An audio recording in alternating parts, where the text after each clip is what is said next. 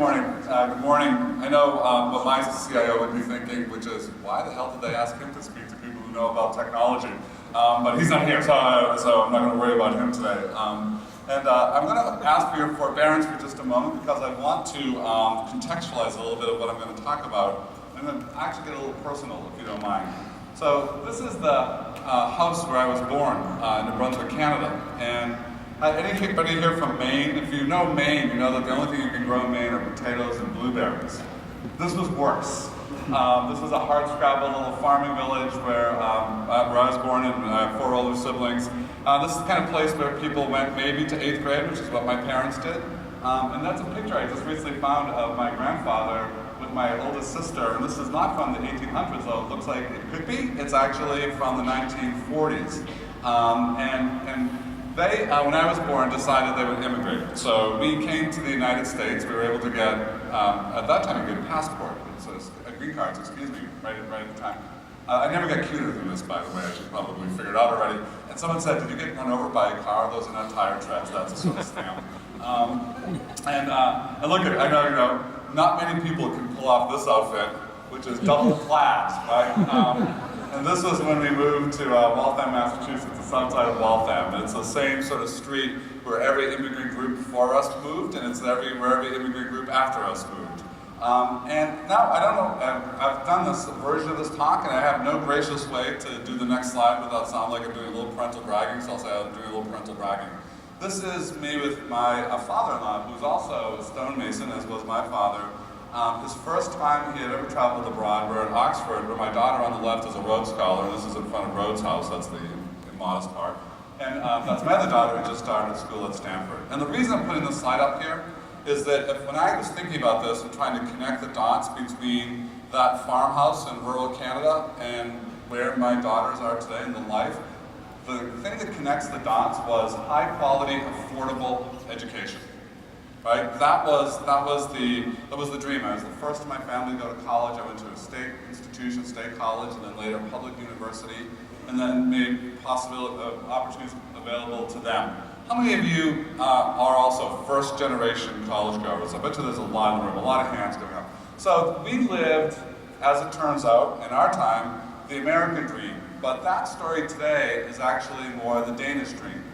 Because the kind of social mobility I'm talking about happens more often now and more easily in Denmark than it does in the United States. In fact, it happens not only in Denmark, but it happens in Norway. I don't know why Norway's up there, I gave it away. I was going to ask you, shout out your flags if you know them. Where is this? Sweden. Finland? Obviously Canada, ironically, the place we left for opportunity. Now you get to Sweden. And now the one that's maybe most galling of all to Americans who believe that we are still the place of the greatest opportunity is the next one. Which is, France, the bastion of, rigid class and lack of social mobility. Actually, there's greater social mobility than we enjoy in the United States today. This is yet another kind of take on that, which is about intergenerational movement and the difficulty of moving. Someone told me, I was giving this talk and I used a slide and they said, no, that's not right. I said, look, I got it off the internet, so the internet doesn't lie, it must be right. But I think the point here is what we know today is that if you were born in the lowest quintile of income in America, there is a 60% chance you will live your life and die in poverty. Think about that. In this land of opportunity, that's our myth, that's our central cultural myth. If you're born in the top or the bottom 20% of income, you will live your life and die. And if, by the way, the flip is also true. If you're born in the top quintile, you will live your life and die in relative privilege and wealth. And the thing that makes the difference, what the Pew's latest research shows, is that a college degree gives you a 3 times better chance of moving out of that bottom quintile. That's what we're in danger of losing, I think, in this country, as we see more and more students marginalized and unable to access this incredible transforming force that you all are part of, and that's increasingly out of the reach of students. So we took on, at my institution, this question of how can we respond? How can we rethink our business models? Because the fundamental issue here is one of sustainability. Whether you love higher education today, as it is and has been, or whether you're one of its critics, one of the messages of President Obama's most recent higher ed speech is that the model is broken. People do not have access to the kinds of funding they once did, whether it's in the loss of state funding, the loss of equity in their homes, right? All of these ways in which higher ed's been gutted. And we now see incredible levels of borrowing with over $1 trillion of student debt out there. That's more than all credit card debt put together. And lots of worries about that. So we took it upon ourselves to start thinking, how can we change things? How can we sort of reinvent the models? And I'm going to talk about a specific model that some of you have heard about in just a few minutes. So we asked 3 questions. I'm going to go through these in some detail. The first one is, which higher education do you want to fix? The second one is, how will you use technology to do so? So a question germane to you all. And then lastly, how can disaggregation help this along? And these are 3 critical questions, and the first one is one that is a source of frustration for me, because I think a lot of the debates we have in higher education today get muddied because we're not clear about what problem we're trying to fix or what higher ed we're talking about. What do I mean by what higher ed? Well, there are many higher educations in the United States. There's a higher education that is denominational, tied to religious backgrounds and connections. There is a research higher education. People are really happy with that one. We're not asking that there be less of that in this country. There is a military higher ed. There is traditional higher ed, the coming of age experience of 18-year-olds on residential campuses. This is a very expensive one, hard to sustain. There is entertainment higher ed. Some of you are at institutions where you participate in a form of higher ed that is a multi-billion-dollar industry and has lots of critics today. And then the higher ed that we were really interested in was workforce development and adults. So if I look at that bottom left corner, only about 15% of college students today fit that profile. 4-year, first time living on a campus, having this amazing coming of age experience. And when you think about what they buy, if you'll let me use that expression for a moment, students are buying 2 things, and they don't ask a lot of questions about the first, which is the academic program. I would argue if you go on most tours of most of the campuses here, you won't hear a lot of questions about that, not because they don't care, it's actually an act of faith. They take for granted that they're going to get a pretty good education. The thing that they ask about are, what are my clubs and opportunities? Study abroad? Who will I live with? When will I get a single? What sports? What support services do you have? I have a learning disability. What will be in place for me there? And all of that comes together around coming of age, about reinventing themselves. We, 15 years ago, did a 3-year undergraduate degree program, which we still offer. And we were frustrated for a long time because we couldn't get a lot of interest in that program, even though it seemed like a no-brainer. It saves 25% off the cost of a 4-year degree. And we did this with FIPSI funding. It's really well designed. It's an early competency-based program. And it occurred to me one day that if you think about it, if you think about what people buy from us, we thought parents would be really excited about that 25% savings, and they were. But students, 18-year-olds who had been coveting a college experience, been working for it, had been looking at depictions of it in TV and film that looked great, can't wait to get there, what were we saying to them? Oh, by the way, we'll give you 25% less of this thing that you covet more than anything right now. And they weren't coming. So when we recently repositioned our degree and 3 programs to say 4 years on campus, come out with a bachelor's degree and a master's degree, all of a sudden we've seen this upswell in numbers. So Clay Christensen, who very much informs a lot of my thinking, sits on my board as an old friend, he would say, and I think a part of his research that is not read enough is his jobs to be done research, which is that institutions get into a strategic mess when they don't understand what people are buying from you, and you think you're selling X and they're buying Y. We don't even like that expression. We don't like the language of buying. But people buy solutions to problems when they make these sacrifices to come to our institutions. So one of the things we try to get very, very sharply focused on is what are people buying from us when they come to any one of our programs? And in our institution, we have 3 basic business units or academic units. We have the undergraduate college, 3,000 students, coming of age, classic. It looks like, New England residential education as it's been depicted forever. We have now the 3rd or 4th largest not-for-profit online program in the country with 30,000 students. If the first group is buying education and coming of age, the online student, 30 years old, juggling family and work, they're not coming, they've got more coming of age than they can deal with. Thank you very much, right? They're driven by 4 C's. And their 4 C's are cost. Can I get this degree that I've been needing for a long time at a price that I can afford? The second one is completion. How fast can you get me there? Because the thing they need more than anything is a credential. That's what they're buying. They're buying a credential. In fact, if you listen in on those admissions calls for online programs, they're not necessarily very inspiring most of the time. And the other one is convenience. I said 4 C's, right? Because what people are saying is, I'm working, I need better work, I need more stable work, I have a promotion possibility, but I don't have a degree. I don't really want to spend a lot of time thinking about education. I need a credential, I need it as fast as I can. Now, our job is to make sure they have a good education. So I'm not saying you should ignore that fact. What I'm saying is understand what they're doing and then build your business models to deliver on that. I'll give you one example where we borrowed from Phoenix University. The for-profits are much maligned. They are so much better than most of our industry at customer service, a phrase that most of us can't even use on our campuses. Imagine if you walked into the next faculty senate meeting and said, on the agenda, I would like to put customer service. And then someone said to me, CIO stands for, what was it? Career is over. I've never heard that before. But that would be one way to get there quicker.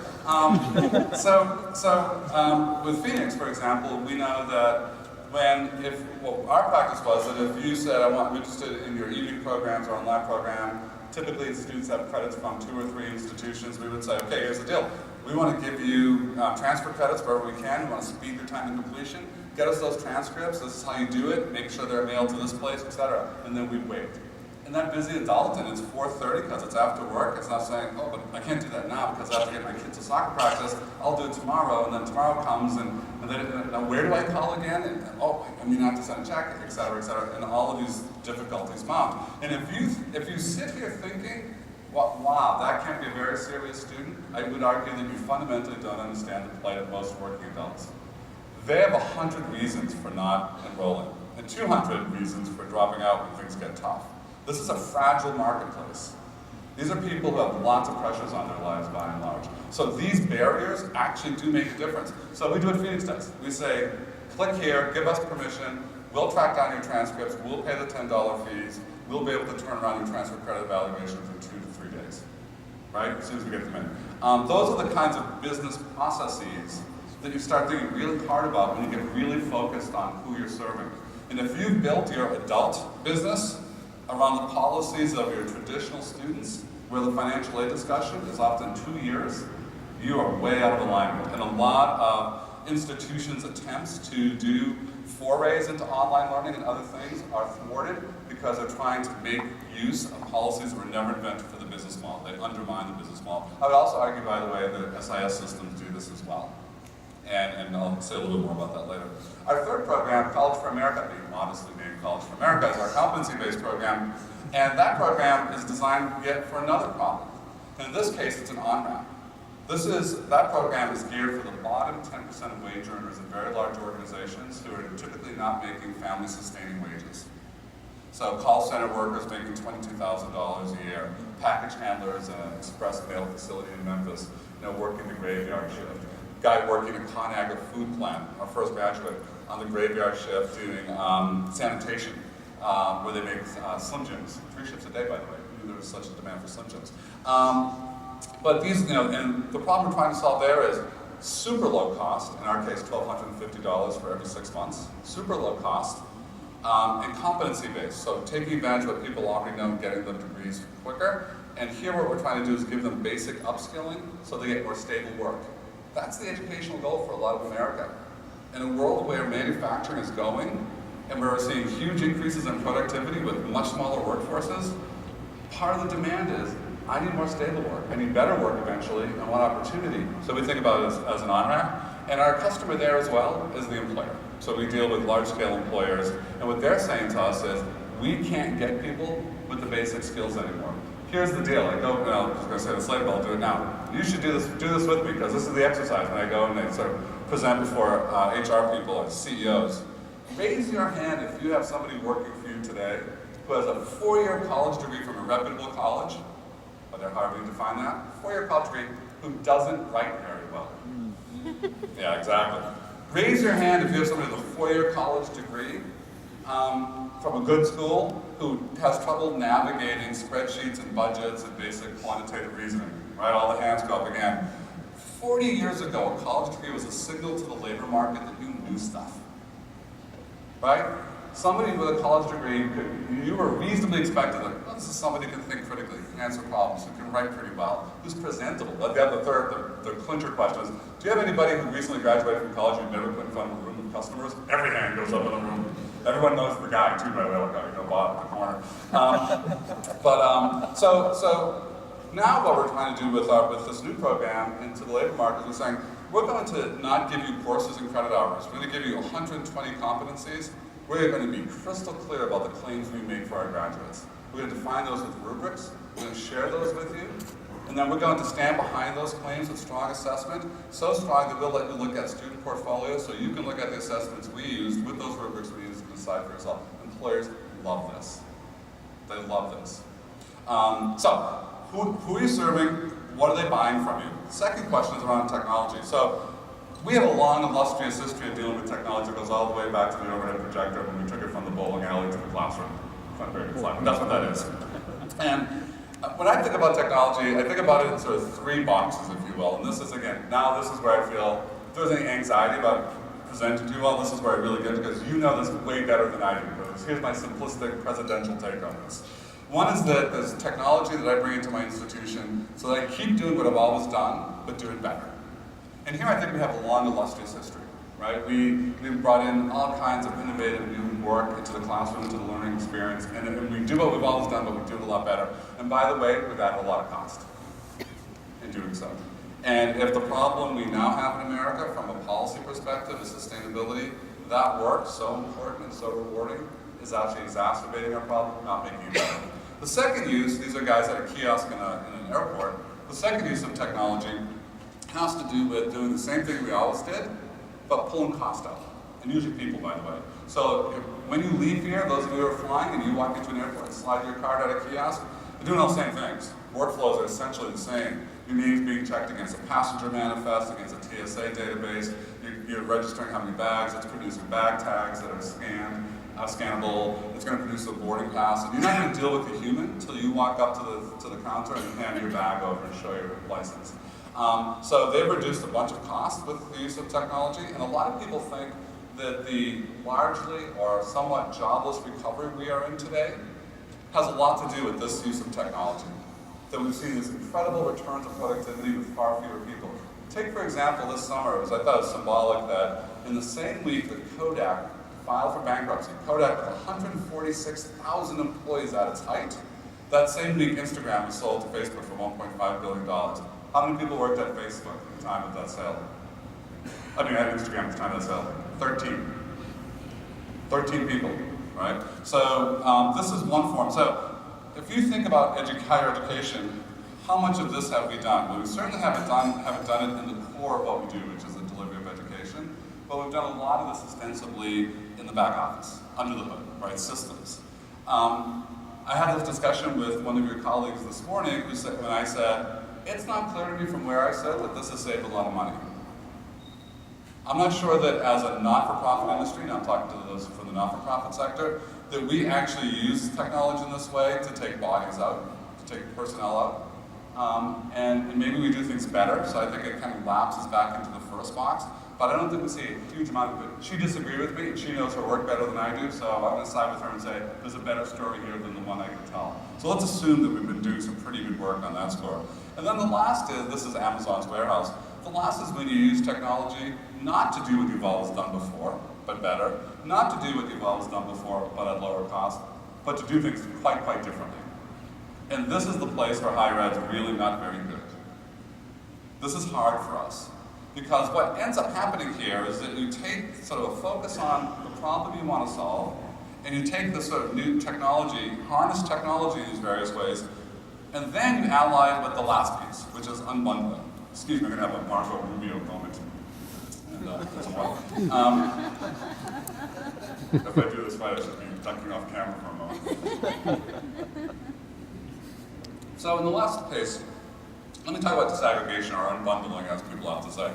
So if you think about it, institutions have unbundled lots of things that were not core to us.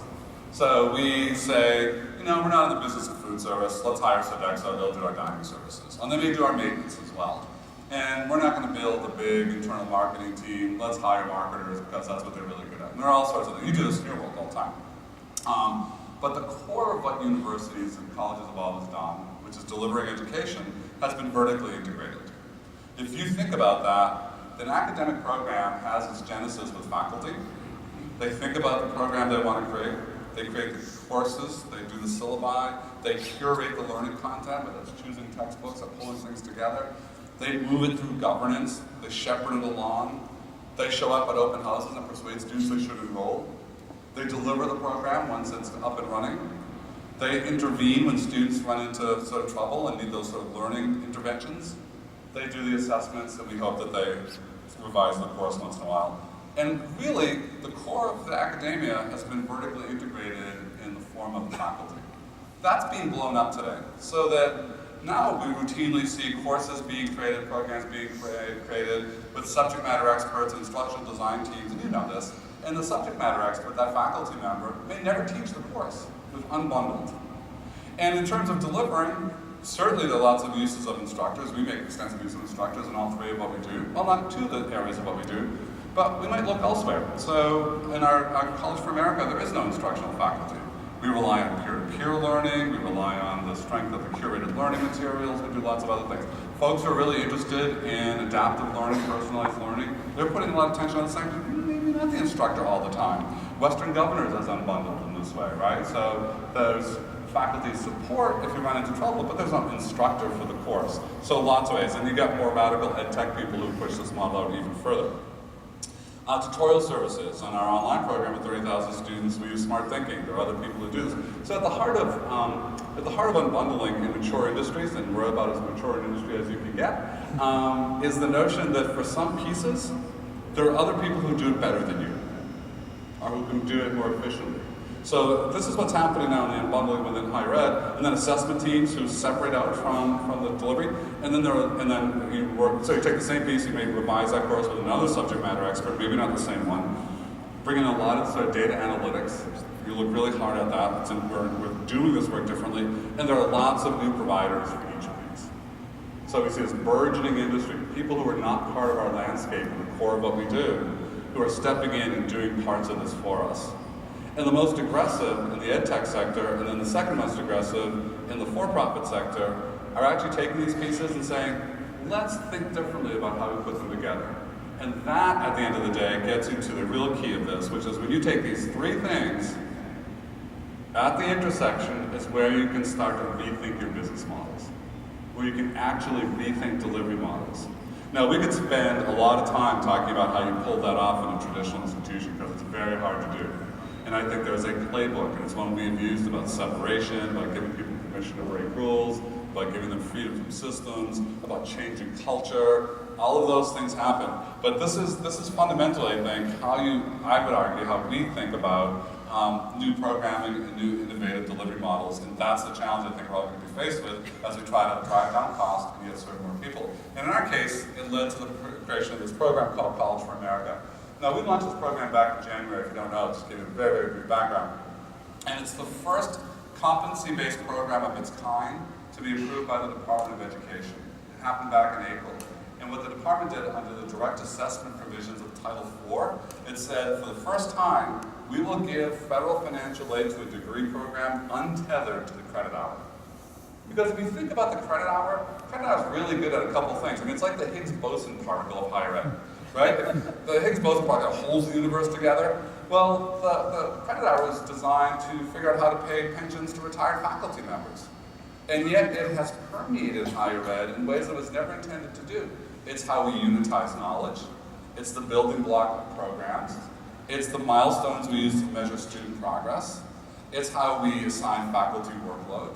It's how we schedule our classrooms. It defines our physical resources. It is, most importantly, the basis for giving out $153 billion of federal financial aid every year. That's the oxygen that keeps us all here. If that goes away, higher ed collapses, right? And it's the credit hour that drives that as well. And the credit hour is very good at telling you how long someone sat, but it's not that great at telling you what they learned. And when I go back to that crisis of confidence that our society now has in what we do, that so many of our institutions are producing people who can't write, who can't do math, who aren't presentable. This is I think, critical that we start to change that and think differently about it. So we set out, inspired in large measure, I know this is a pedestrian way to come up with an inspirational idea, but a 60 Minutes interview with Mohammed Yunus, the founder of the Grameen Bank. Mohammed Yunus was asked a question. They said, you know, the Grameen Bank is kind of founder of microcredit in Bangladesh. And they said, how did you come up with this idea? And he said, well, I thought a lot about what banks do, and I thought, I'll just do the opposite. They lend to men, I'll lend to women. They make big loans, I'll make little loans. They make them come to the bank, I'll go to the village. They require collateral, I'll require none. On. So we thought, what if you sort of ask that question about what we do, our endeavor? And if you start with the first one, which is I said, the thing that becomes fixed here is the learning. Never negotiable. All of a sudden, grade inflation starts to go away. No one gets passed through with a C in college composition, right? And I'll talk about how we sort of do that when we dig deeper into this. And time becomes a variable, because why should we care? If someone can demonstrate mastery of a competency, why would we make them sit in a classroom for 16 more weeks? So our first graduate went from 0 credits to an associate's degree in under 100 days. You'll see in a moment on screen. And we have a lot of students who earn their associate's degree in under 9 months. So time becomes the variable. This sounds like faculty bashing, and it is not intended to be, and I don't think it is. I think I can make a pretty persuasive case that most of academia is built in some ways on the sort of orientation of faculty. In some ways because of where academia started. We just sort of carry that forward. It's not really student-centered. I also sort of said if we were really student-centered, we wouldn't have any classes before 10 a.m. and we'd be teaching late into the night, for example, among other things. Expert teaching model, what if we went to a mentor model? What if we know a lot about how powerful it is to work with somebody, a mentor or a peer. Peer learning is incredibly powerful, so let's play with that. Let's drive cost out. Open education resources, no textbooks. Let's drive our per student technology cost down to $12 per student, and on and on and on. Transcripts. Think about, from an employer perspective, when you get a transcript and you see that somebody has a C in sociology. What you really know is that they did better than somebody with a C than a D.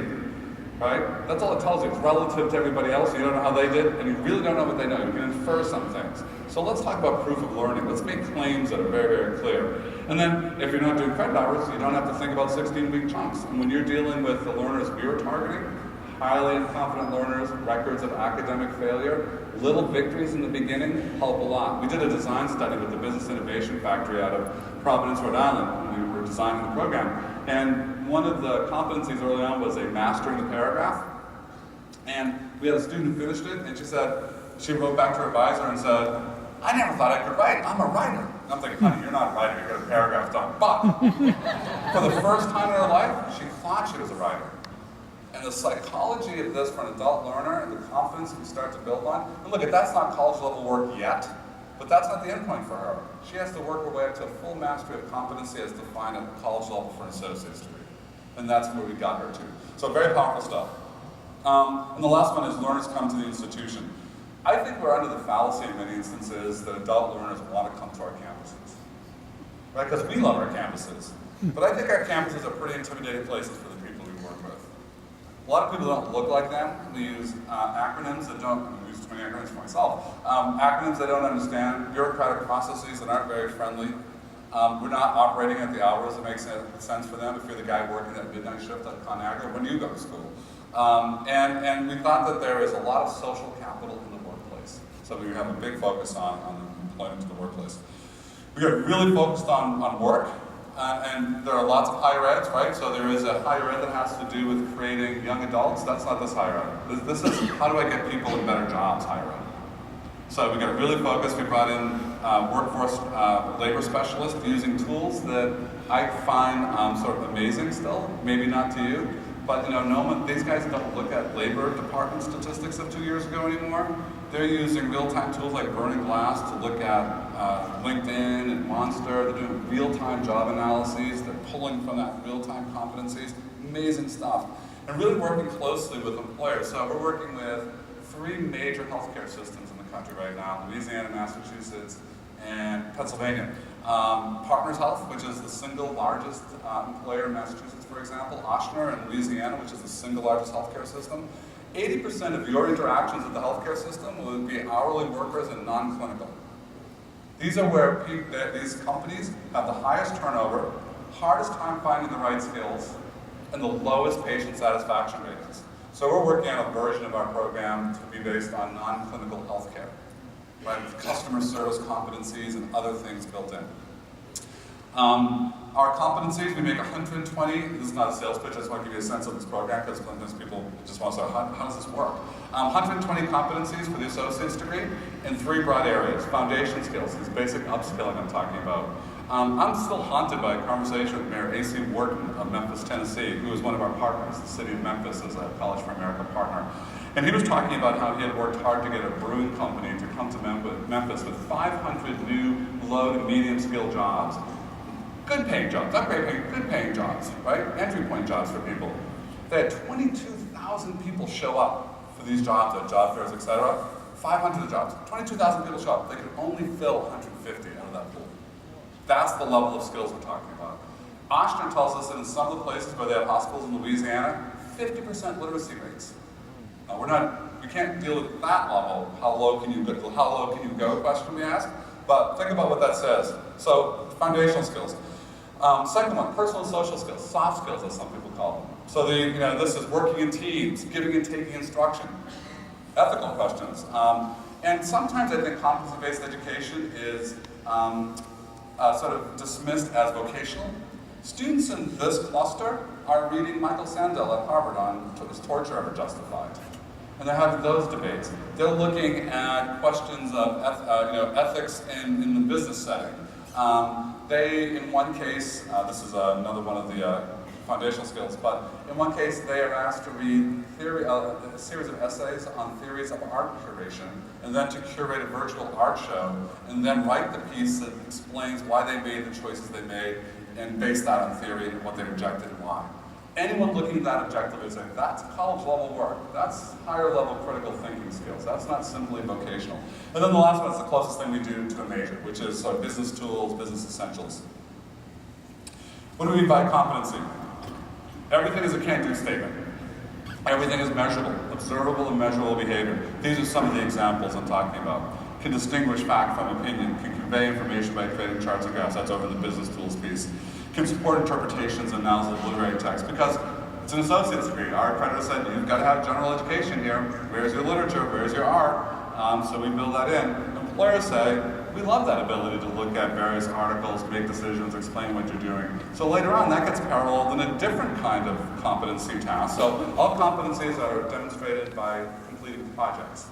And in one project, students are asked to, the hypothetical, the simulation, if you will, is they've been hired into a small company, they replace somebody who's just fired in the middle of a project.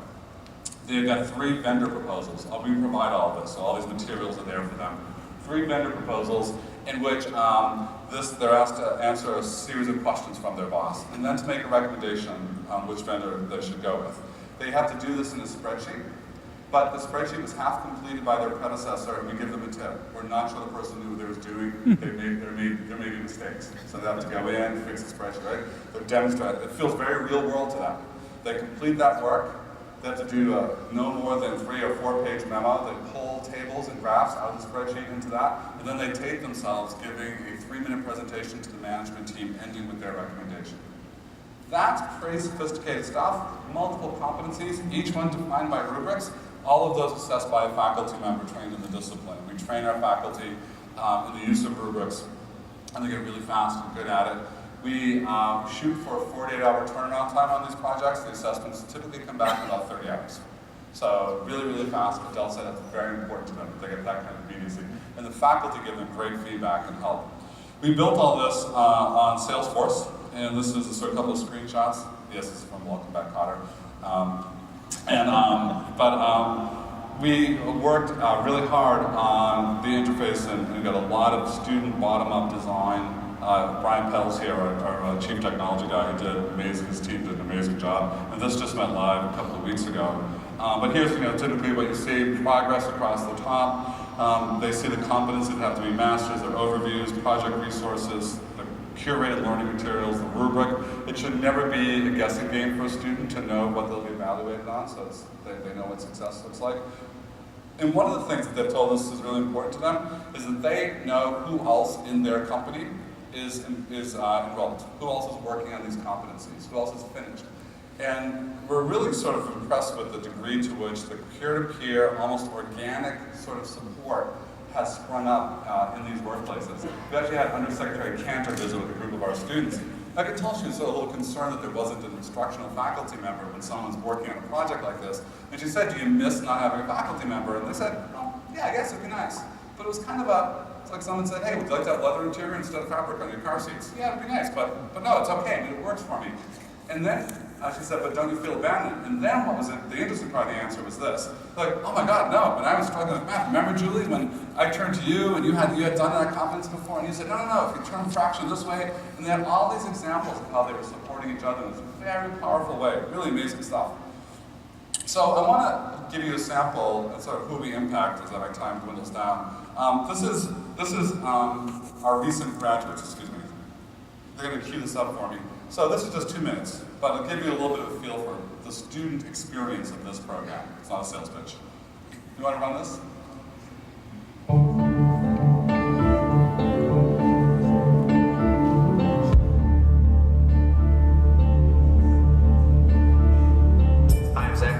I'm the first graduate from College for America. I still don't know if it's hit me yet. It's exciting. I finally finished my college degree after 25 years of being out of school. It's my graduation night. I'm graduating from college, age 49. My parents are very excited. I work like 3 jobs at a time, so I'm really like going and being in a classroom for 4 to 5 hours was just too much for me on top of everything else. Whereas I could be doing this program and cooking dinner at the same time. I built a lot of confidence in the program, and there was a lot of positive feedback as well. It pushes you when you have the positive feedback. I give a lot of the credit to my family for pushing me, encouraging me, telling me they were proud of me all the time, and I really wanted to be a good role model to them too, and personally, I wanted to do it for me too. Wow, holy smokes. This is amazing. Knowledge and skills and abilities that are needed within the workplace. It's an absolutely amazing concept. I was a foster kid, so I don't really have I didn't have family to live with, so I had to support myself. So I had to work, and I always said that I'd go to school, but I never really had the time, and I decided that I'd start going so I could be a better person. Without sounding conceited, I'm really proud of myself. I'm glad, being one of the older ones, that I was one of the ones able to complete. You think it's going to change your life? I think it already has. College for America makes learning so hands-on and exciting. You don't have to wait for a class and have somebody else finish and wait for your grades. You can go and go and go until you finish. This is like revolutionary. I think this is going to be the way education is in the future.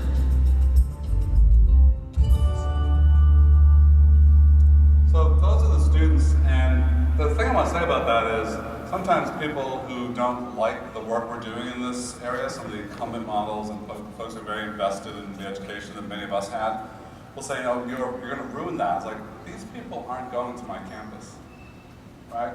This goes back to that first of the 3 questions. What problem are you trying to solve? And for these people, this program works better than me trying to take an old model, an incumbent model, and trying to make it work in their world. And this is what we do with this. And I think part of what is really exciting about outcomes-based approaches to education or competency-based is when we get really crystal clear about the claims we make for learning, and we get really rock solid about the assessments, we open up a world of innovation, right? Because we ought not to care how we get people there, theoretically, right?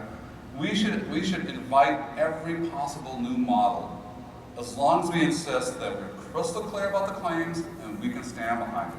And this is what employers have really loved about, I think, our program when we go to them, is that we're willing to do both of those things.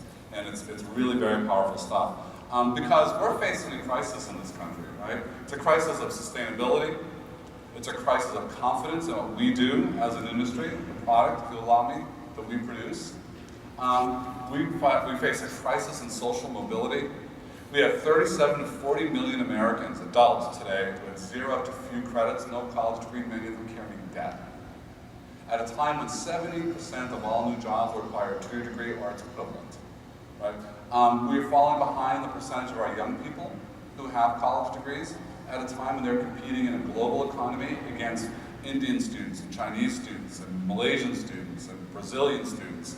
You saw the most recent troubling data about the level of math and literacy in America among adults. This is troubling stuff. And you talk to employers, it's at two levels.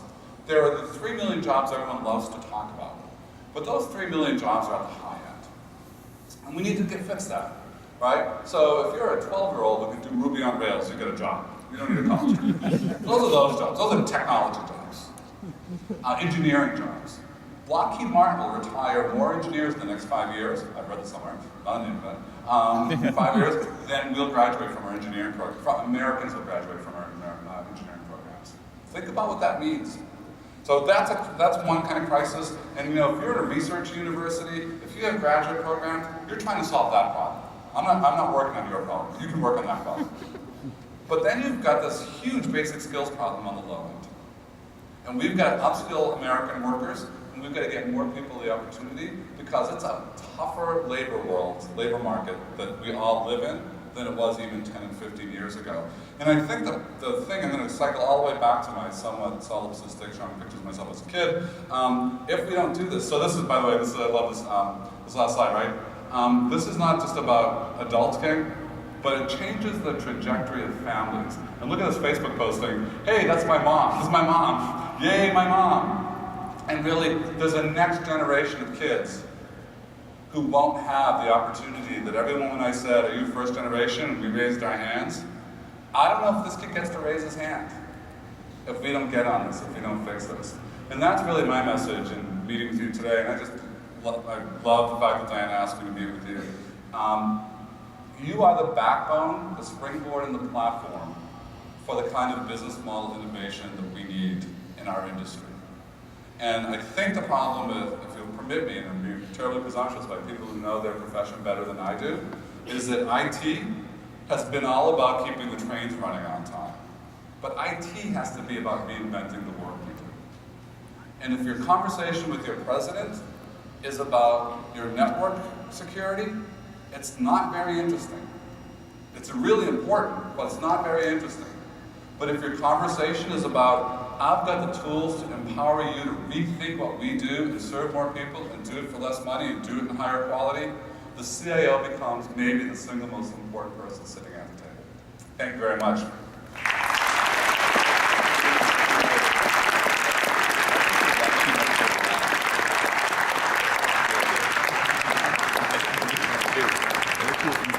Thanks to Paul. That was inspirational, just all kinds of important information for us to have, believing that we can make higher education better.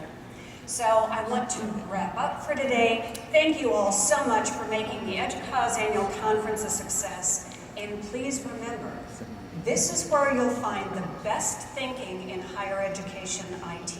I hope we see you again next year. Safe travels.